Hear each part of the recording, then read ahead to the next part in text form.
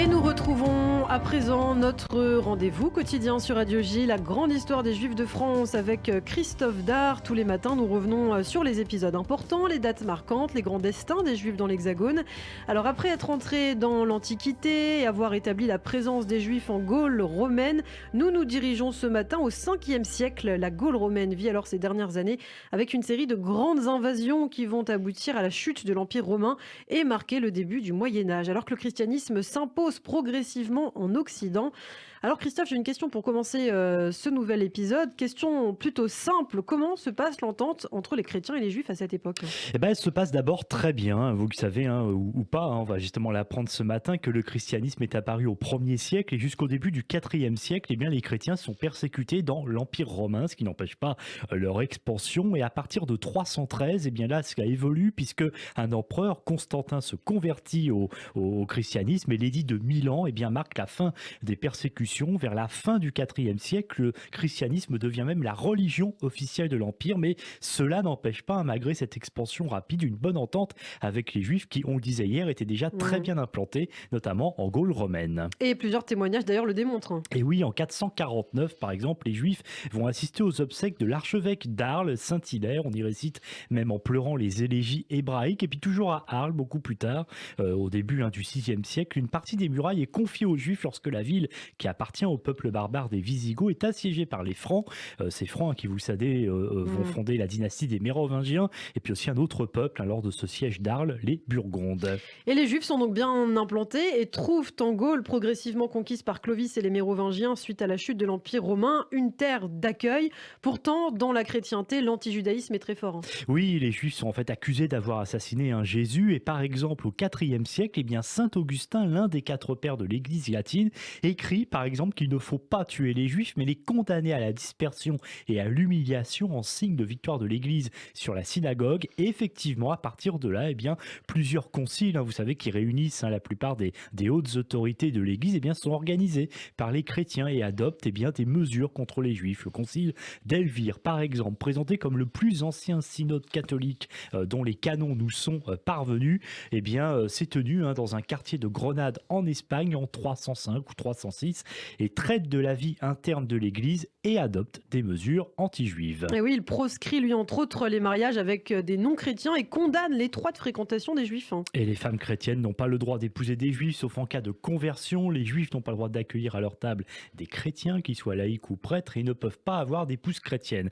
Quelques années plus tard, en 325, au concile de Nicée, eh bien, la validité de l'excommunication est étendue et va apparaître ce qu'on appelle l'anathème. Alors auparavant, l'excommunication n'était valide que dans le diocèse qui l'avait prononcé. Eh bien, avec l'anathème, ce n'est plus le cas. Et puis, encore une date à la toute fin du 4e siècle, en 399, nouveau concile, décidément. Et cette fois, eh bien, les mariages mixtes entre juifs et chrétiens sont interdits. La liste des interdits est longue. Dès lors, on comprend en effet pourquoi les Juifs sont nombreux à s'installer en Gaule, que ce soit en Gaule romaine, puis par la suite, lorsque les Francs se lancent à sa conquête. Les Juifs bénéficient d'une protection qui n'est donc pas monnaie courante ailleurs, mais l'antijudaïsme chrétien reste très puissant dans les débuts de ce que l'on appelle alors le Haut Moyen-Âge, puis le baptême de Clovis, qui marque sa conversion à la religion chrétienne, ne va pas arranger la situation. Et oui, le prosélytisme chrétien eh bien, augmente, il se développe, et donc tout au long des 5 et 6e siècles, eh bien, des conciles vont continuer à adopter des mesures anti-juives. En 439 est promulgué le code théodosien de Justinien II. Il interdit aux Juifs d'exercer une profession publique ou militaire, et l'on cherche à imposer la conversion de force au christianisme dans l'Empire. Vous voyez, on a encore franchi quelques degrés de plus, et d'ailleurs, il y a une forme d'acharnement, puisque seulement 20 années plus tard, au début des années 460, c'est le concile provincial de Vannes qui stipule un commandement très antisémite dans son 16e canon. Et que dit-il exactement ? Sous peine d'excommunication, les clercs ne doivent se livrer à la divination par le sort des saints et la sainte écriture. Interdiction aux clercs de partager un repas avec des juifs. Et cela continue. Au cours du 6e siècle, plusieurs conciles qui vont en ce sens. Alors, il ne s'agit pas évidemment de faire un catalogue, mais de montrer vraiment qu'il y avait une forme d'acharnement à la fois contre les Juifs et qui était quand même lié, bien sûr, à l'expansion continue de la chrétienté dans l'Occident. Et au concile de Clermont, par exemple, en 535, Clermont abrite alors une communauté juive assez importante.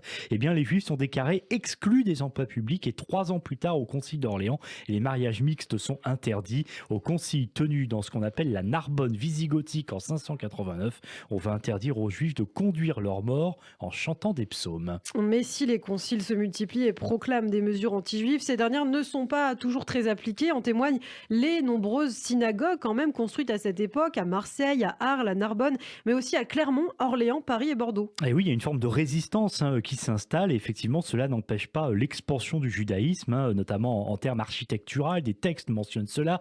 Malheureusement, vous le savez, on le disait déjà hier, les traces archéologiques sont pas très nombreuses. On a quand même des symboles juifs, la menorah, des stèles bilingues ou trilingues, latin, grec, hébreu, ou au moins même un bain rituel en Provence ou dans le Languedoc qui ont pu être découverts. Et d'ailleurs, ces villes que vous avez citées, Ilana, font partie des foyers de longue date des Juifs. Par exemple, à Marseille, on sait qu'ils sont d'ailleurs si nombreux au 5 et 6e siècle que l'évêque de Marseille va tenter de les convertir, ce qui va même lui valoir d'être réprimandé à la toute fin du 6e siècle par le pape Grégoire le Grand. D'ailleurs, je fais une petite parenthèse, on y reviendra d'ailleurs dans un prochain épisode sur ce pape Grégoire le Grand, mais contrairement à ce que l'on a souvent tendance à dire, il ne protège pas véritablement les Juifs, il veut d'ailleurs qu'ils soient tous convertis, simplement il ne veut pas que cela se fasse par la force. Toutefois, l'antijudaïsme reste très vivace au sein des instances chrétiennes et plus globalement au sein de la société, avec de nombreux incidents anti-juifs recensés dans de nombreux endroits à la fin du VIe siècle. Et en 576, à Clermont, on y revient, un incident entre un juif et un converti conduit à la destruction de la synagogue par la population. C'est d'ailleurs cette synagogue de Clermont la plus ancienne attestée en France. 500 juifs sont baptisés de force dans la foulée. Beaucoup d'ailleurs vont partir pour Marseille. À la même période, en Bourgogne, il est décidé que tout juif qui frappe un chrétien doit payer 75 sous de composition, 12 sous d'amende ou avoir le poing coupé. Et si la personne maltraitée est un prêtre, là c'est carrément la peine de mort et ses biens sont confisqués. Signe de cet antisémitisme, Christophe, les écrits de l'un des célèbres chroniqueurs de l'époque, Grégoire de Tours. Et oui, parce que les personnages contemporains, effectivement, comme lui, qui sont assez importants, reflètent l'état d'esprit de la société de l'époque.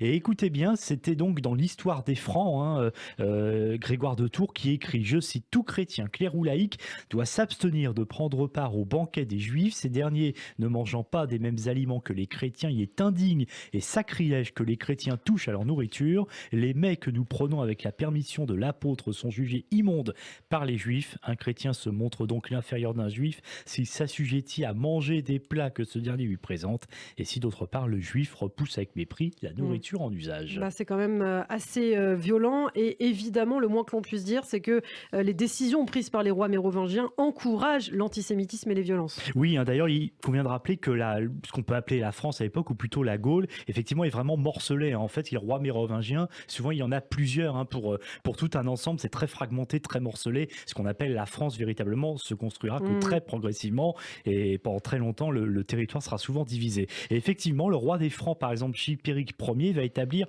en 582 un édit qui ordonne à tous les Juifs de Paris d'être baptisés sous peine d'avoir les yeux crevés et de venir présider lui-même à son exécution. D'ailleurs son ancien conseiller juif est assassiné la même année par un filleul du roi, un juif converti. Beaucoup de tensions quand même à l'époque, d'autres événements se produisent aussi je crois. La synagogue d'Orléans est détruite lors d'émeutes et reconstruite aux frais et aux dépens des Juifs par l'exécutant de l'autorité royale. Et en 585, le roi Gontran vient à Orléans et déclare « Malheur à cette nation juive méchante et perfide, ne vivant que de fourberies. Il me prodigue aujourd'hui de bruyantes acclamations, c'est qu'ils veulent obtenir de moi que j'ordonne de relever aux frais publics leur synagogue que les chrétiens ont détruite, mais je ne le ferai pas. Dieu le défend. » Un antisémitisme assez quand même abject. Toutefois, des synagogues sont mentionnées à Paris, on l'a dit aussi tout à l'heure en 582, une autre à Orléans 3 ans plus tard, preuve que les Juifs veulent continuer malgré tout à exercer leur culte librement. Mais de manière générale, le haut Moyen-Âge et la période mérovingienne, après des années de tolérance, deviennent difficiles pour les Juifs victimes d'antisémitisme. Et nous verrons tout cela dans le prochain épisode de notre série sur la grande histoire des Juifs de France, que cela est loin hélas d'être terminée. On en parlera donc encore demain matin. Merci beaucoup Christophe Dard pour toutes ces informations. La grande histoire des Juifs de France était donc sur le Moyen-Âge et on continuera notre périple demain au cœur du Moyen-Âge pour parler de la situation donc des Juifs.